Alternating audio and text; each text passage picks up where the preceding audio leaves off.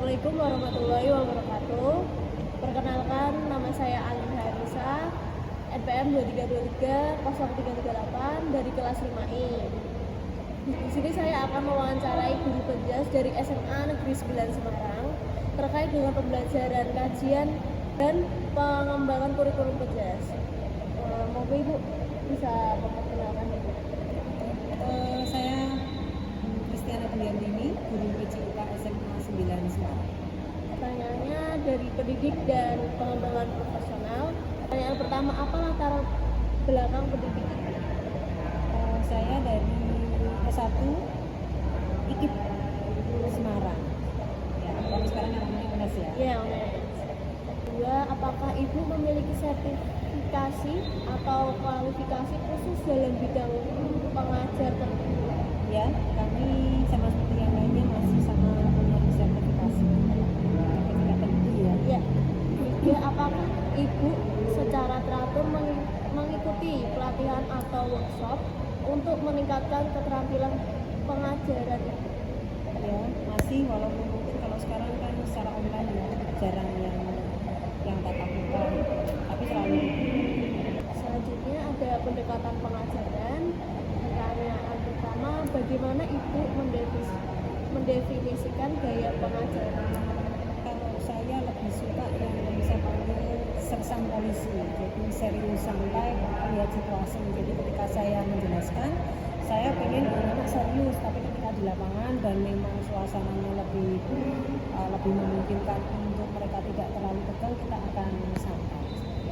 Dua, apa strategi yang Ibu terapkan untuk memastikan bahwa setiap siswa memahami materi pembelajaran? Kalau strategi mungkin kita hanya dari melihat proses ya, jadi dari apa yang saya jelaskan, saya coba melihat prosesnya dia seberapa. Kalau misalnya dari 0, setidaknya dia bisa jadi 0,2 atau 0,3, itu berarti apa yang saya jelaskan sampai ke dia, walaupun mungkin belum sampai. Kalau di olahraga itu kan katanya kayak semacam harus ada tantangannya gitu ya, tapi ketika dia sudah paham berarti itu sudah masuk. Tiga, bagaimana Ibu menyesuaikan pendekatan pengajaran Ibu untuk siswa dengan gaya belajar yang berbeda? Biasanya gini, jadi yang namanya guru itu diakui atau tidak itu kan juga belajar ya. Jadi bisa jadi ketika di kelas A kita memakai model pembelajaran yang seperti ini, ternyata di kelas B dengan siswa yang tipikalnya beda, itu kita tidak bisa menggunakan model yang sama. Jadi memang gimana ya, model itu bisa menyesuaikan bagaimana kita sambil melihat siswanya, kemampuan siswanya. Selanjutnya ada pengelolaan kelas. Bagaimana Ibu menciptakan lingkungan kelas yang mendukung pembelajaran? Jawabannya mungkin sama ya, seperti itu. Jadi ada saat serius, ada saat santai. Dua, apa strategi Ibu untuk mengelola perilaku siswa yang tidak sesuai? Ada beberapa hal, tapi yang paling sering kayak semacam face to face gitu ya. Jadi kan memang ada beberapa anak yang tidak bisa ditangani secara klasikal. Itu biasanya saya panggilkan sendiri, saya ajak ngobrol setidaknya supaya saya paham tentang dia, dan harapannya ketika saya memahami dia, nantinya saya bisa tahu cara menangani kembali. Yang ketiga, bagaimana Ibu merencanakan dan melaksanakan disiplin di dalam kelas? Untuk kedisiplinan, kami terbiasa membuat kesepakatan kelas. Jadi di awal, di pertemuan pertama, kita sudah membuat kesepakatan kelas. Kira-kira hal-hal apa saja yang nanti harus mereka lakukan, yang disepakati ya. Jadi untuk seperti penugasan, kedisiplinan baju, keterlambatan dan sebagainya sudah kami sampaikan dan sudah kami dapat kesepakatan di awal. Selanjutnya, penilaian dan pemantauan kemajuan siswa. Pertanyaannya, bagaimana Ibu menilai kemajuan siswa dalam kelas Ibu? Kalau secara umum di PJUK kita penilaian ada tertulis dan praktek, tapi saya lebih menekankan ke ke proses ya. Jadi ketika dia sudah mampu memahami apa yang saya berikan, kadangkala itu jadi nilai terbaik. Apa tindakan ibu jika siswa mengalami kesulitan belajar? Kalau untuk tertulis ya itu di PJOK lebih sulit karena anak-anak kesulitan menerjemahkan ya, jadi dia bisa melakukan teknik penilaian teknik itu dia bisa, tapi ketika harus menerjemahkan dalam bahasa tulis itu memang susah karena kadang-kadang ada istilah di olahraga yang ketika diterjemahkan itu tidak bisa diterima. Jadi kalau saya lebih senang menggunakan penilaian yang praktek. Iya, penilaian yang praktek itu hampir 80%. Selanjutnya, bagaimana ibu melibatkan siswa dalam proses penilaian dan pemantauan kemajuan mereka? Ada beberapa hal ketika saya melibatkan anak-anak, jadi saya membuat Google Form itu, jadi gini, penilaian kelompok, jadi misalnya satu kelas itu dibuat menjadi 6 kelompok gitu kan ya, jadi yang A dan B main battle, nanti yang C dan D itu mereka yang menilai, misalnya C menilai yang A, D-nya menilai yang B, begitu seterusnya. Jadi 6 kelompok itu ketika mereka main, mereka akan dinilai, dan ketika mereka dinilai juga akan dinilai oleh kelompok yang beda lagi. Tidak ada yang A dinilai B dinilai A, tidak ada. Tapi kita dari semuanya netral. Selanjutnya ada pertanyaan keterlibatan komunitas. Apakah ibu terlibat dalam kegiatan ekstrakurikuler atau kegiatan di luar jam sekolah? Ya, terlibat di pembina ekstrakurikuler Semakala. Dan selanjutnya, bagaimana ibu berkontribusi pada komunitas dan organisasi profesi dan masyarakat? Di organisasi profesi itu kan di PGRI ya, jadi kita mengikuti aturan yang ada di PGRI. Karena PGRI kan punya aturan bahwa guru harus seperti ini. Kalau kontribusi sepertinya kami sebagai guru itu hanya anggota, jadi kita mengikuti aturan apa yang ada di PGRI. Yang di masyarakat jelas ada sebagai guru kan itu PKK gitu ya. Nah, itu sesuai dengan job saya sebagai jurnalis ya, mengikuti seluruh kegiatan yang ada di sini. Selanjutnya, inovasi dalam pengajaran. Bagaimana ibu mengintegrasikan teknologi dalam pengajaran ibu? Ketika di penilaian itu kadang-kadang saya mau menggunakan live boxing, jadi anak-anak bukan secara tertulis tapi penilaiannya secara online gitu. Jadi ketika mereka menjawab pun mereka sudah tahu, oh ternyata misalnya pilihan ganda gitu kan, ketika mereka salah itu langsung ada muncul jawaban yang benar. Selanjutnya, apakah ibu memiliki ide atau pembelajaran berbasis proyek inovasi yang telah ibu terapkan dalam kelas? Ada kemarin itu yang namanya SEM, yang Sport Educational itu ya.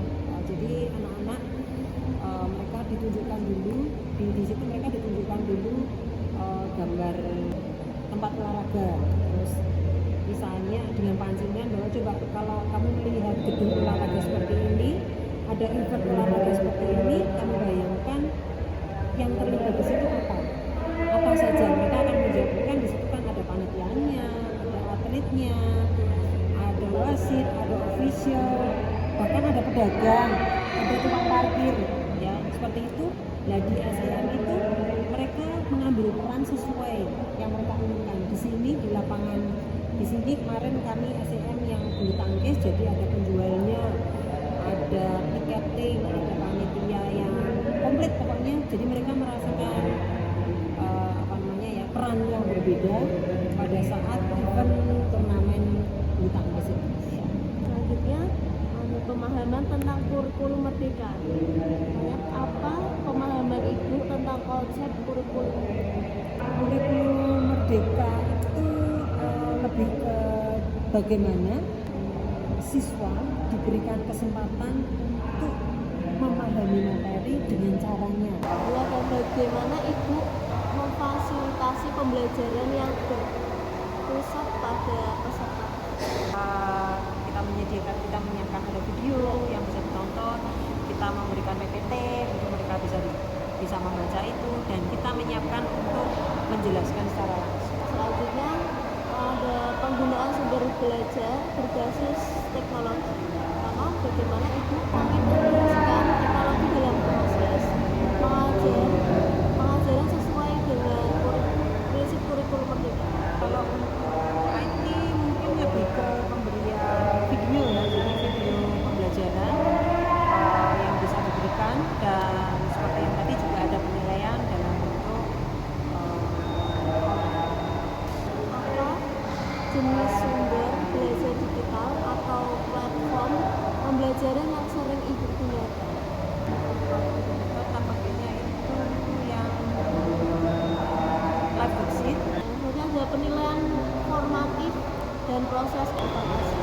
Bagaimana ibu melibatkan siswa dalam proses penilaian dan pemantauan kemajuan merdeka? Formatif karena kita kan kalau misalnya hanya diambil formatif itu kan sepertinya menurutku tidak adil ya, karena anak-anak itu kalau seperti tadi biasanya PJMK itu tidak senang tulis menulis. Jadi ya saya mengambil cara dari satu materi kita berikan tes, ya kita tulis dan praktek tapi dengan cara yang lebih sederhana. Nanti materi lagi kita berikan tes praktek dan tertulis seperti itu, supaya itu sebagai langkah supaya nanti ketika mereka ada tes yang seperti ini semesteran, setidaknya sudah pernah nyantol duluan. Oh dulu di materi ini, nah sudah ini materi sudah ada diskusinya gitu ya. Selanjutnya, apakah ibu menggunakan metode penilaian formatif dalam mendukung kurikulum merdeka? Ya. Selanjutnya ada kolaborasi antar guru dan pengembangan kolektif. Bagaimana ibu berkolaborasi dengan rekan guru dalam merancang dan melaksanakan kurikulum merdeka? Setiap guru itu punya yang apa ya, punya organisasi yang namanya UMP ya, itu jadi setiap mapel di cerita di situ kami banyak ngobrol bagaimana tentang perangkat, bagaimana tentang modul pembelajaran, bagaimana penilaiannya, itu dibahas di situ. Jadi tidak ada yang menentukan sendiri karena kita sudah punya organisasi besar di situ serta sama apa. Apa pengalaman ibu dalam pengembangan profesional kolektif untuk mendukung kurikulum merdeka? Kita pernah itu tadi ya, kita di MGMP itu ada tim itu sebagai pengembang kurikulum yang membuat modul. Jadi memang dipilih beberapa orang dan kebetulan saya termasuk di dalamnya. Itu dipilih, ini tim ini yang membuat tentang sepak bola, yang ini tentang basket, yang ini tentang senam, yang ini tentang atletik. Kita dibuat seperti itu sampai akhirnya menjadi satu buku modul yang komplit. Selanjutnya ada tantangan dan solusi dalam implementasi kurikulum merdeka. Apa tantangan utama yang ibu hadapi dalam menerapkan kurikulum merdeka? Bagaimana kita sebagai guru coba memberikan materi sesimpel mungkin, tapi anak-anak mau mendengarkan dari A sampai Z. Kedua, bagaimana ibu mengatasi atau merespon tantangan tersebut? Banyak ngobrol dengan teman-teman khususnya yang PJMK, karena yang sama-sama punya rasa kadang-kadang kan orang bilang PJMK kadang-kadang seperti itu. Ya betul, bukan hanya ada banyak yang mengumpulkan. Jadi kita banyak ngobrol, di kelasku kayak gini, oh iya bu, kalau saya nanti kayak gini, oh di kelasku kayak gini, yuk oke. Kan kita ngobrol, mencari ya, kita sharing, kita cari solusi kira-kira dengan kondisi siswa yang seperti ini. Di guru ini bagaimana solusinya, di guru yang ini bagaimana, akhirnya kita coba mix, kita coba terapkan yang mungkin itu bisa jadi solusi. Ada partisipasi siswa dan pengembangan karakter. Bagaimana ibu mendorong partisipasi aktif siswa dalam proses pembelajaran sesuai dengan semangat kurikulum merdeka? Kadang-kala anak-anak itu tidak semuanya mau mengikuti pembelajaran yang mungkin menurut mereka tidak asik gitu. Mereka senang yang hanya main voli tapi main, bukan yang main voli mengikuti aturan main voli, bukan. Nah itu yang kadang-kadang kita harus mencoba coba mengenalkan sedikit demi sedikit, ya main voli boleh, tapi caranya bukan yang main asal main voli turun bolanya entah kemana. Yang selanjutnya, bagaimana Ibu mendukung pengembangan karakter siswa melalui P5 selama pembelajaran? Apakah P5 itu kan banyak. Yang pertama jelas tentang disiplin. Disiplin itu banyak hal. Nah, bagaimana disiplin datang, disiplin seragam, disiplin mengumpulkan tugas, itu kan banyak banget ya. Jadi mungkin kalau P5 itu tentang bagaimana kita sebagai guru ngobrol santai tapi bisa diterima. Selanjutnya, pertanyaan terakhir, keterlibatan orang tua dalam kurikulum Merdeka. Bagaimana Ibu melibatkan orang tua dalam mendukung implementasi kurikulum Merdeka? Ketika kita memberikan proyek kepada anak kayak semacam yang SEM tadi gitu kan, ketika mereka menjadi pemain itu kan kemarin dari kalau yang namanya pemain itu harus punya kostum yang berbeda, tim A lawan tim B, berarti kan kamu harus beda, nggak boleh sama kelas olahraga yang boleh kan? Kayak jersey. Nah, pakai jersey gitu lah. Mungkin itu salah satu cara bagaimana melibatkan orang tua ketika orang tua memberikan, oh Yunis, kamu misalnya ya sewa jersey deh yang ini. Nah, itu mungkin salah satu cara untuk melibatkan orang tua masuk ke dalam kurikulum Merdeka seperti itu. Selanjutnya, apakah Ibu memiliki strategi khusus untuk berkomunikasi dengan orang tua tentang perkembangan anak mereka? Kalau sebagai wali kelas ya, kalau sebagai wali kelas ya, karena kita kan harus berkomunikasi, siap memberikan informasi apapun dari perwalian kita kepada orang tua. Tapi kalau sebagai guru PJK, selama dia dalam posisi siswa yang normal, maksudnya tidak ada gangguan, tidak apapun, semua akan berjalan dengan baik saja, kecuali dia memang berkebutuhan khusus. Itu kita akan memberikan banyak komunikasi dengan orang tua karena terkait kondisi siswa itu ya. Terima kasih Ibu sudah meluangkan waktu, mungkin ada banyak tugas yang lain. Terima kasih semuanya. Oke, sama-sama. Terima kasih wawancara diri saya dengan Ibu Kris. Wassalamualaikum warahmatullahi wabarakatuh.